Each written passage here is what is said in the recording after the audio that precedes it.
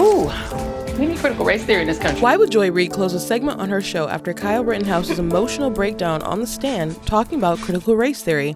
Believe it or not, this case tells us a lot about it. It wasn't until you pointed your gun at him that you fired, right? Correct. Oh, that's it! The evidence is always going to lead to a not guilty verdict, yet there's so much spin from the media and left-wing activists.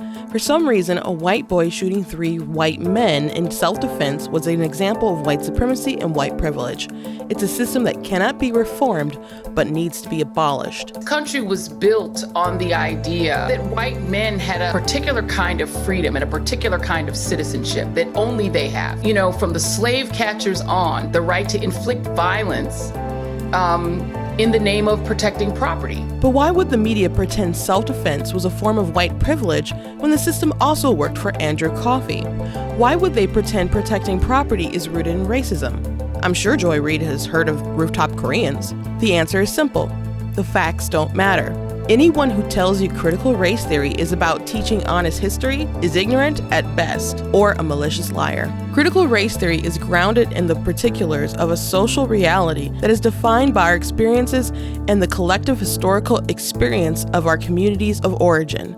Critical race theorists embrace subjectivity of perspective and are avowedly political. It doesn't need to be real. It only needs to feel real. That's why you won't see many celebrities apologize for pushing the Jussie Smollett hate crime hoax, because it was plausible to them according to their worldview, and the lie achieved a political goal. It feels impossible to not feel this way right now with the president and the vice president. Unlike traditional civil rights discourse, which stresses incrementalism and step-by-step process, critical race theory questions the very foundations of the liberal order, including equality theory, legal reasoning, Enlightenment rationalism, and neutral principles of constitutional law. If destroying Rittenhouse damaged the right to self-defense or the constitutional right to carry, that's a feature, not a bug. If he didn't break the law, we should change the law. Besides, pesky things like intent and protecting property and entitlements have been deemed whiteness culture,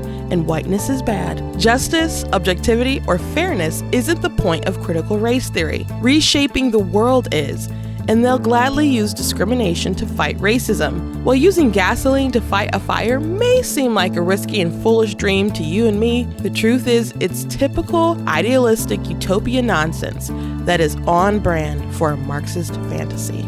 If you enjoyed this video, please share it and visit blacktnews.com and consider leaving a donation. And as always, thank you for being part of the conversation.